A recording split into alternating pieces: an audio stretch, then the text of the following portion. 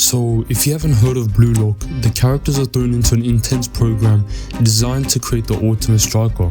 And one thing becomes clear from the start: ego is everything. But let's take a moment to clarify what ego really means here. Ego in its simplest form is your sense of self-worth. Too much of it can lead to arrogance and negative behavior, but the right amount, focused inward, can be your greatest asset. When I say ego, I'm not talking about putting others down or being disrespectful. It's not about trash-talking teammates or acting like you're better than everyone else. This kind of attitude destroys teams and ruins opportunities. Instead, I'm talking about inner belief, the kind of mindset where in your head you say, I don't care if you think I'm trash, I'm here to prove myself. You don't have to vocalize it, you just carry it in how you play. It's about being selfish in a way that builds confidence and not arrogance. This philosophy doesn't just exist in anime, it reflects real football. Imagine the careers of Cristiano Ronaldo, Kevin De Bruyne or Lionel Messi. These players didn't reach the pinnacle by playing it safe.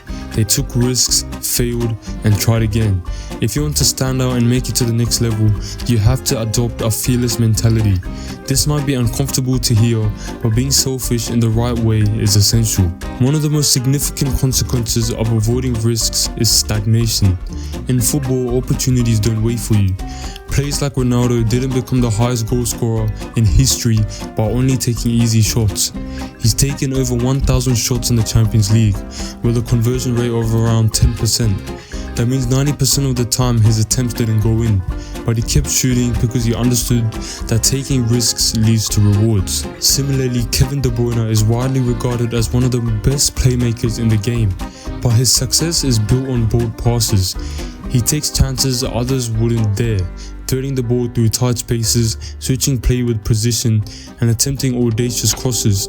Sure, he loses possession sometimes, but without those risks his creativity wouldn't shine, and Man City wouldn't be the same. By contrast, players who avoid risks fade into the background. They're reliable but not game changers. Scouts and coaches don't remember the safe passes, they remember the players who are willing to try, fail, and try again. Let's talk about mentality. A fearless mindset isn't just about being aggressive, it's about not caring what others think. In Blue Lock, players like Bruyne and Bruyne are unapologetic in the pursuit of greatness.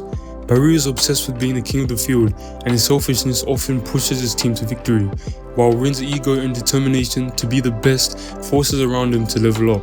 In the real world, the same applies. Footballers often hold back because they're afraid of criticism. You might worry that your teammates will think you're arrogant or that the crowd will groan when you lose the ball, but here's the truth. Those who succeed don't let fear dictate their decisions. Ronaldo has been booed by fans, Messi has missed penalties in crucial moments, and De Bruyne has misplaced key passes. None of it stopped them. Every great player develops a short memory for mistakes. If you miss a shot or lose the ball, move on and attack the next opportunity with the same confidence. Dwelling on mistakes doesn't just hurt you, it gives your opponents an advantage. If you've ticked off the basics, your fitness, technique and technical understanding, and still struggle to perform, the problem isn't your ability, it's your mentality. And the good news, you can train your mind just like you train your body. Start by learning to not care what others think. This isn't easy, especially if you're worried about your teammates' opinions or the crowd's reactions. But the reality is, every great player has faced criticism.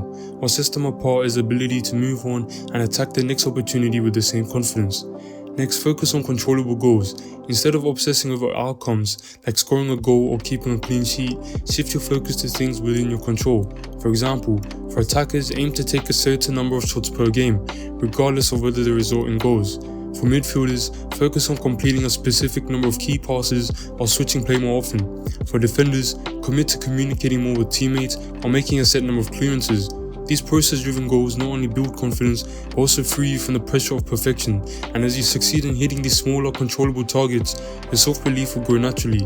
Another key is to find joy in your game. It's easy to get caught up in the pressure of performing, but football is meant to be enjoyed. Spend time honing skills you love, celebrate small wins, and keep a positive attitude on and off the pitch. When you're having fun, confidence follows.